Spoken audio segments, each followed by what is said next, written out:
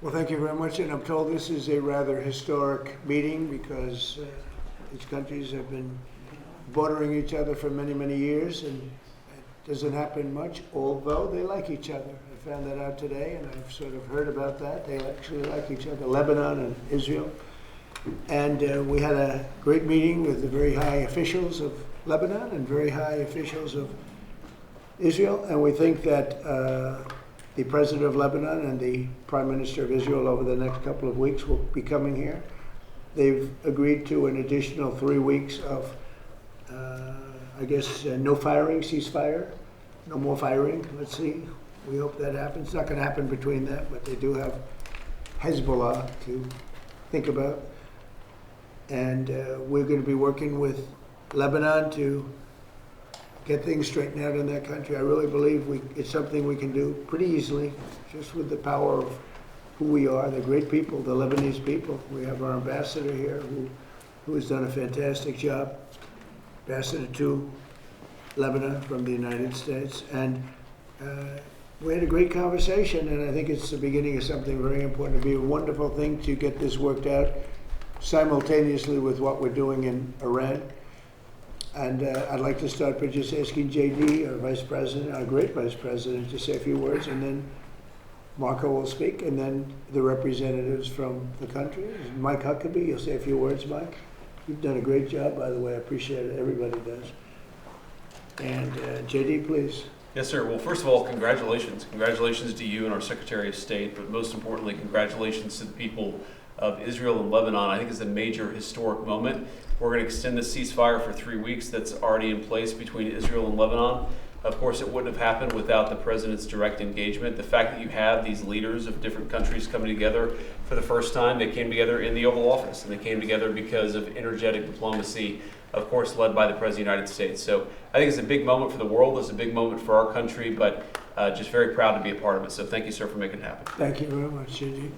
Thank you, Mr. President, for hosting this. Actually, the President wanted to be personally involved, and I'm glad he was, because it made it possible to get this extension, and it gives everybody time to continue to work on what's going to be a permanent peace between two countries that want to be at peace.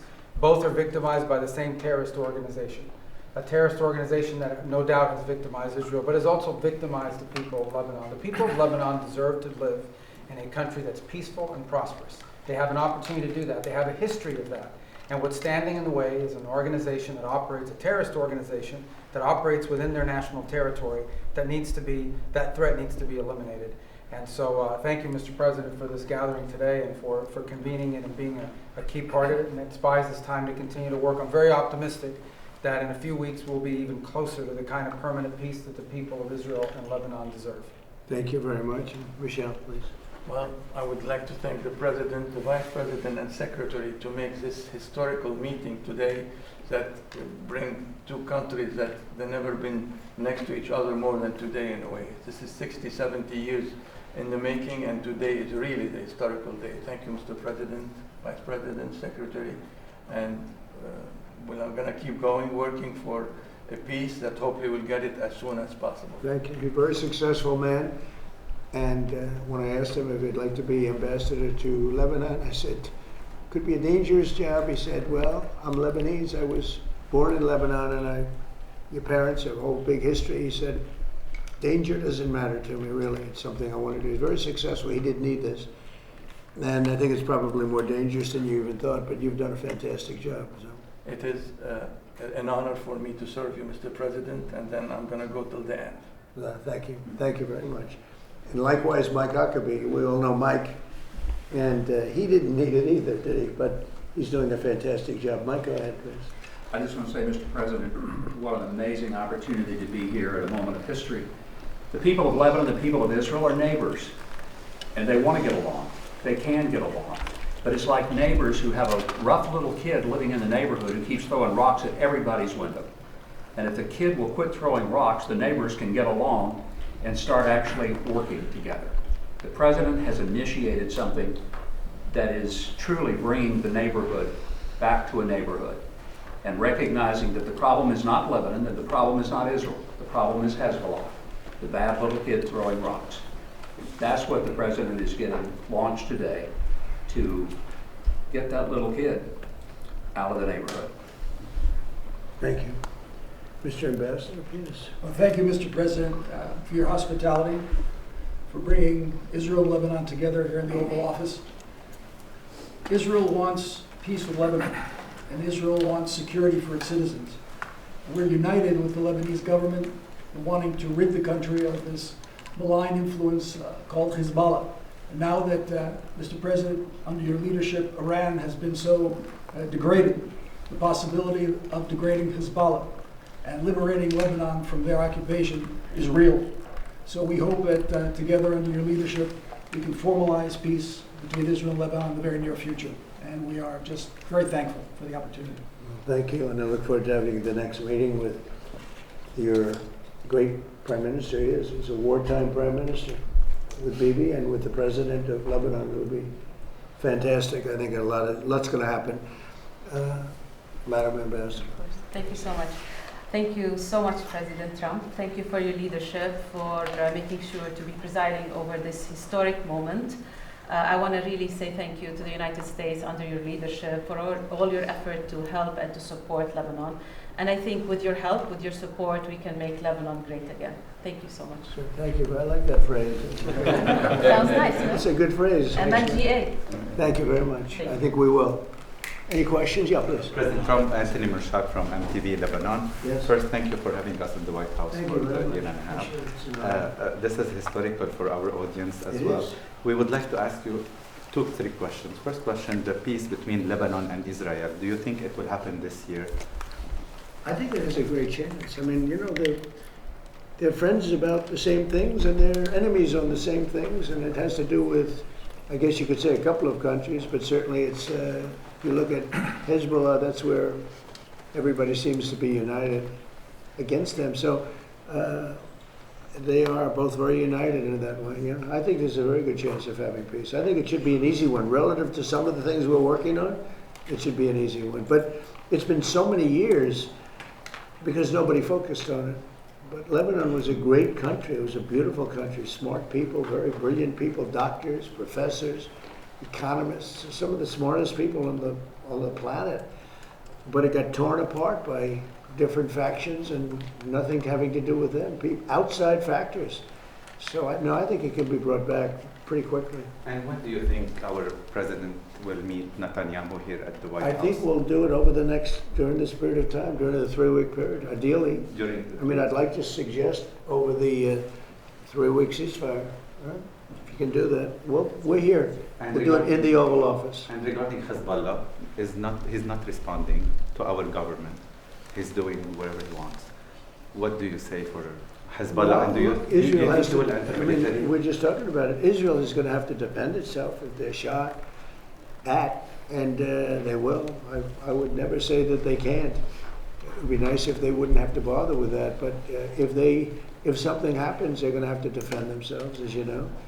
But they're going to do it carefully, and they're going to be surgical as opposed to beyond surgical. And, you know, there's a lot they can do.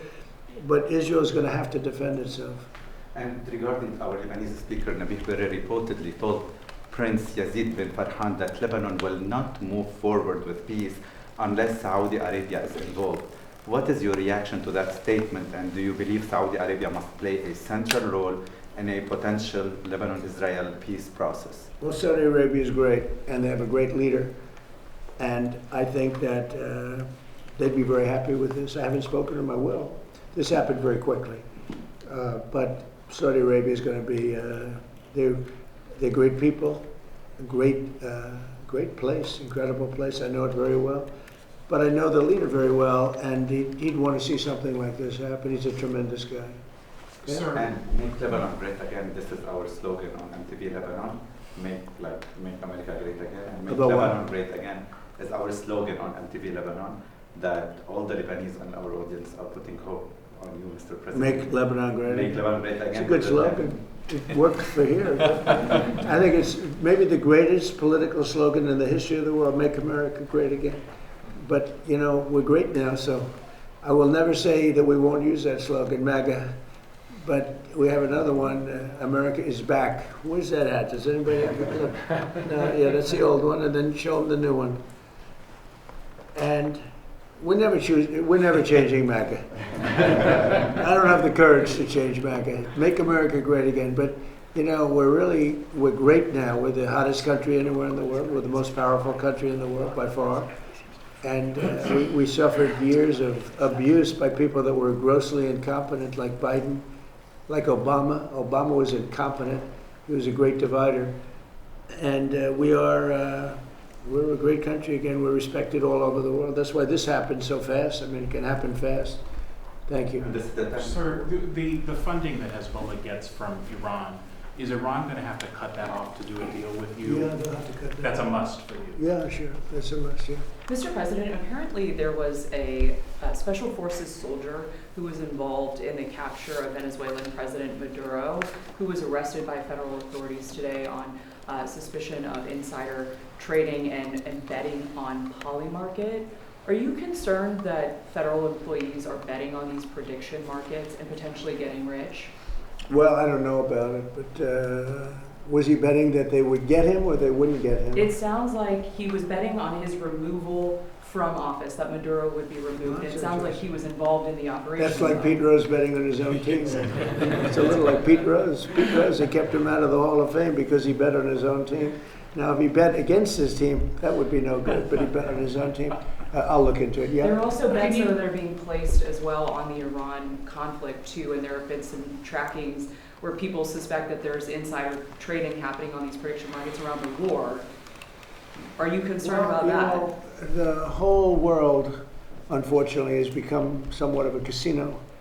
And you look at what's going on all over the world, in Europe and every place they're doing these betting things. I was never much in favor of it. I don't like it conceptually, but it is what it is. No, I think that I'm not happy with any of that stuff, but they have all these different sites. They have predictive markets.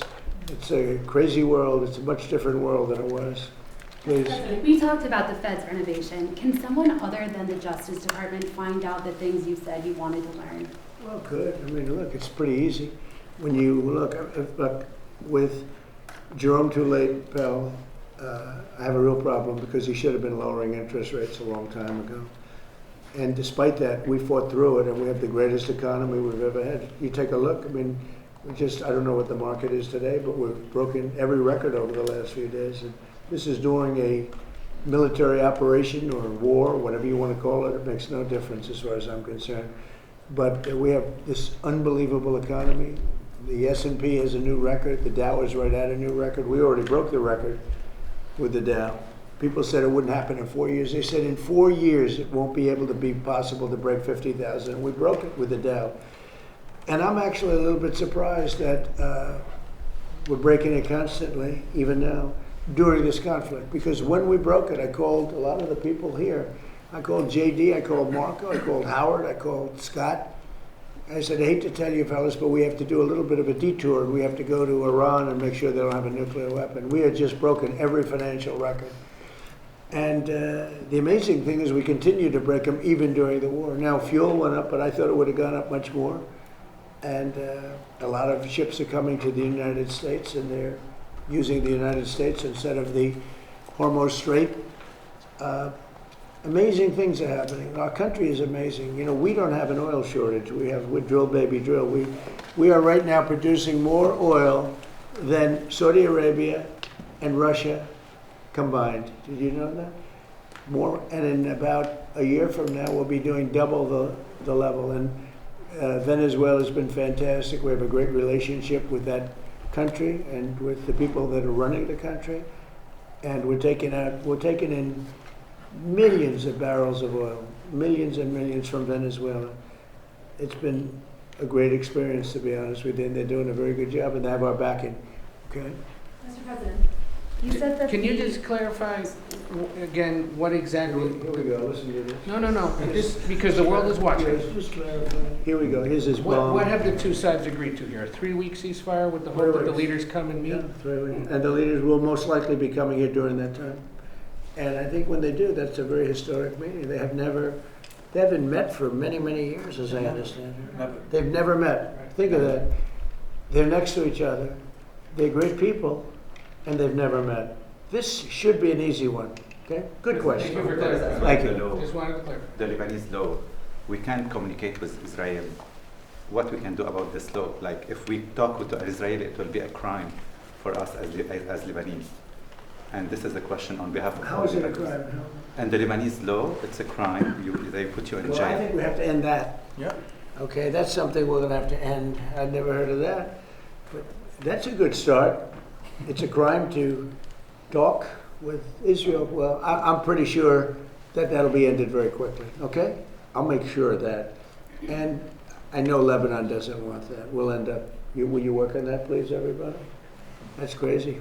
The ship, Mr. that was, President. the ship that was captured on Monday, you said there was a gift for the Iranians in it. What was that in that ship? The one from China? Yeah, well, we have, that's very top secret. Yeah, there was some in there, but it's top secret. Have you Like- talked to President Xi about it? You're not- Have you talked to That's Xi one of about those it? little questions where, oh, this is not good. No, it's, we have a lot of things that we got.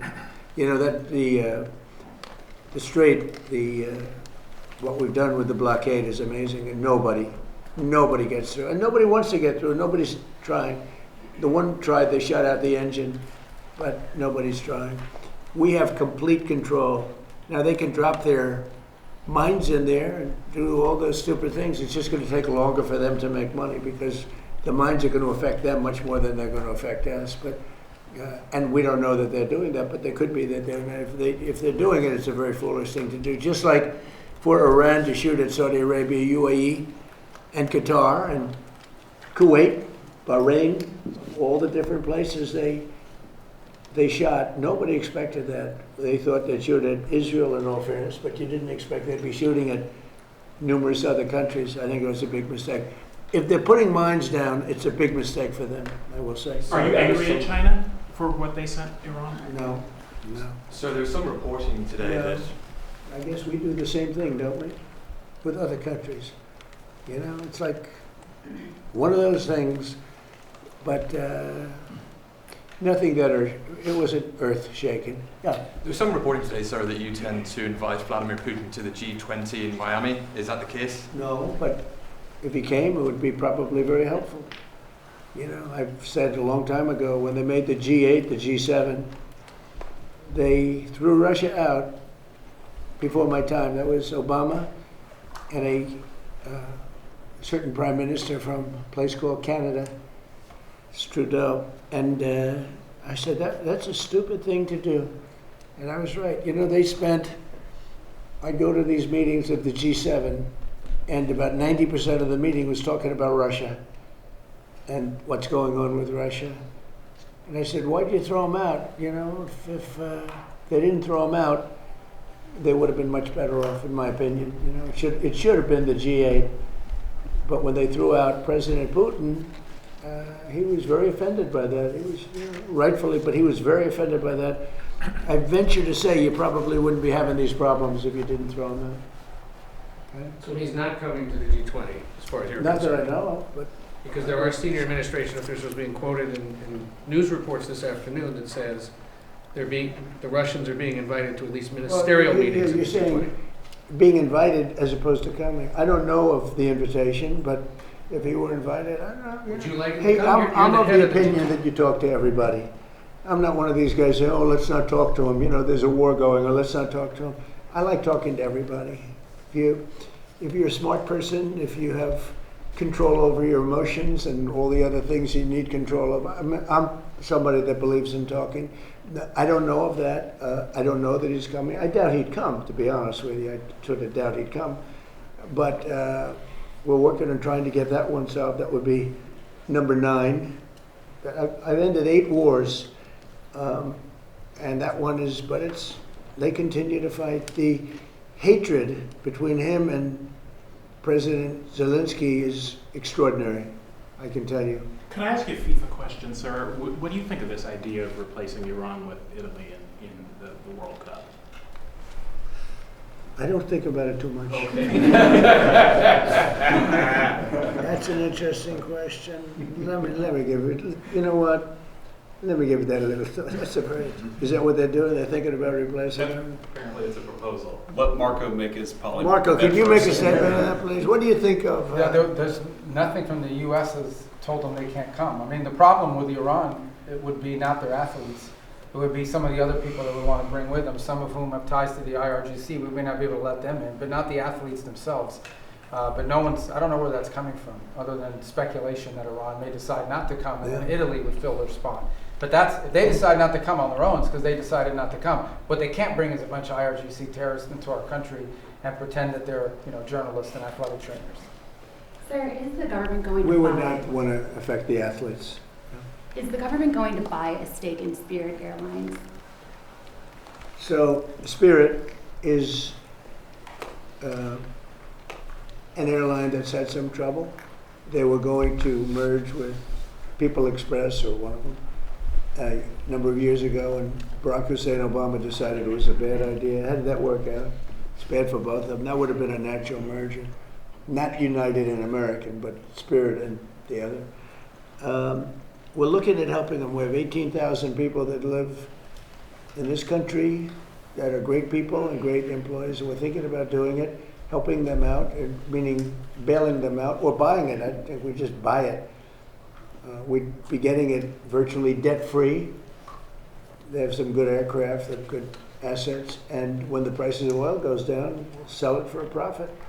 I'd love to be able to save those jobs. I'd love to be able to save an airline. I like having a lot of airlines, so it's competitive. So we are looking at Spirit. It's in a bankruptcy. It's in bankruptcy court, and we're looking if we could get it for the right price. I'd do it to save the jobs, and we have somebody that wants to run it, do a good job, smart person. And if they run it properly and if prices come down, all of a sudden it's a valuable asset. Mr. President, And they have some very good slots too, which are pretty valuable. You will visit Lebanon and visit Ambassador Isa to the embassy because we're building a huge U.S. embassy in Lebanon. Are you going to plan to launch it for opening or attending for the opening? You want to answer that? Well, we're working on it. It's not done yet, but once it's done, I will ask the president to come and cut the ribbon. We'd love And to have you. regarding I have no objection to that. Go ahead. In the UK today, they've just announced a total of $1.3 billion in returns from digital service tax, which you in the past have called an unfair tax on American companies. You know it very well. You previously called for investigations, but so far as we can tell, there has been none. Would you call for that? So what tax is this? A digital service tax is the kind of nicknamed the tech tax or big tech tax that kind of. They're going to put a tax on basically American companies. It's already there, sir. Did you say the UK? Yes, sir. They made $1.3 billion last year. So is that something you would kind of investigate, call for it to be scrapped, have a look at? We don't like it when they target American companies because basically you're talking about our great American companies. Whether we like those companies or don't like them, they're American companies. They're the top companies in the world. And we are looking at it. We've been looking at it. UK did it. A couple of other people did it. They think they're going to make an easy buck. That's why they've all taken advantage of our country. They don't take advantage of it. No, we've been looking at it, and we can meet that very easily by just putting a big tariff on the UK. So they better be careful. If they don't drop the tax, we'll probably put a big tariff on the UK. What can they expect? 5%, 10%, something similar to what you've done before? More than what they're getting.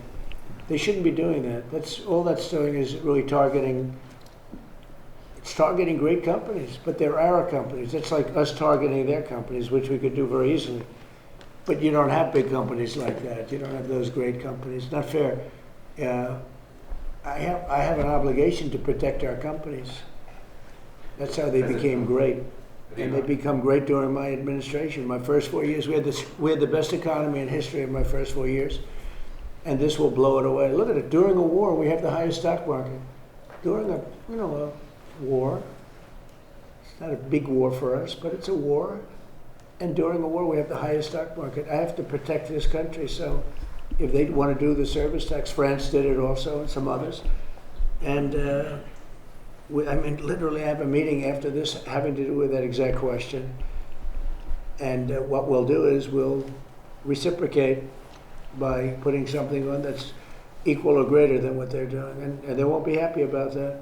No, that's enough. You've asked so many. Mr. President, I emailed the Virginia Department of Elections earlier today and asked them if they had seen any evidence of election tampering, of fraudulent mail ballots being cast in the Tuesday election, or if there was any evidence of non-citizens voting in that election. Why did you say that that election was rigged? Well, you have mail-in ballots, and they found a lot of them at the end of the day. All of They a said that sudden. they have received no credible information related to Well, those I know questions. you'd say that no matter what. You know, you've been saying that for years, and now they're finding out that the 2020 election was totally rigged.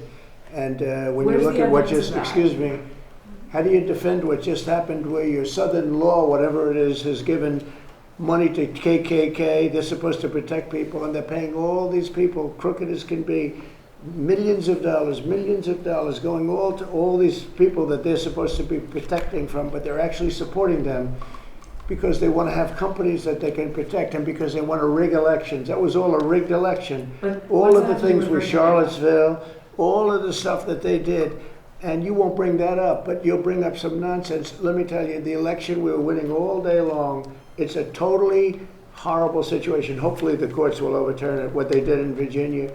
You have a grossly incompetent governor. You had a very good governor, he did a good job. You know, all those companies that want to move into Virginia now, they want to move out and go to a different location. So that's my opinion. I believe it was a rigged election. Virginia's known for it. It was a rigged election. They had a lot of ballots, mail-in ballots. Anytime you have mail-in The Department of ballots, State says anytime you have mail-in ballots, didn't you have happen at cheating. all. Did you have something? Yes, you said that the U.S. will work with Lebanon to protect itself from Hezbollah. What does that look like exactly? What is that? You said that the U.S. will work with Lebanon to protect itself from... Well, we're just going to work with them. I mean, we have a good relationship with Lebanon. It's amazing that, But is it you know, it's military? the amazing thing is they actually have sort of a good relationship with Israel and they don't deal with each other, but now they're going to deal with each other. We're putting them together. What's the material support that you intend to We're going to provide? help. We're just going to help them. We're going to help them. They're great people. It can be a really good country again, maybe a great country again. And I think you have all the ingredients, so we're going to work together. And I think Israel's going to be terrific. But they do have a common problem. It's Hezbollah. Okay, a couple of more. Some House Republicans are saying that they don't want to vote for a bill that just has the Homeland Security funding. Would you support them expanding that to include other tax and defense measures? Well, I'd love to see one thing. You know what that is? Save America. I'd love to see the Save America Act, which is voter ID, which is proof of citizenship, which is, by the way, no mail-in voting, which is a fraud. Anytime you have mail-in voting, you're going to have a fraudulent election. But I'd leave it for military, you know, mail-in voting for military, for people that are sick, for people that are traveling, like business or whatever, different things. But disability, where they have a problem. But no mail-in ballots. We added a couple of things. No men playing in women's sports. It's unrelated, but it's a popular thing. And no transgender mutilization of our children. So that's it. Thank you very much, everybody. Thank you, President.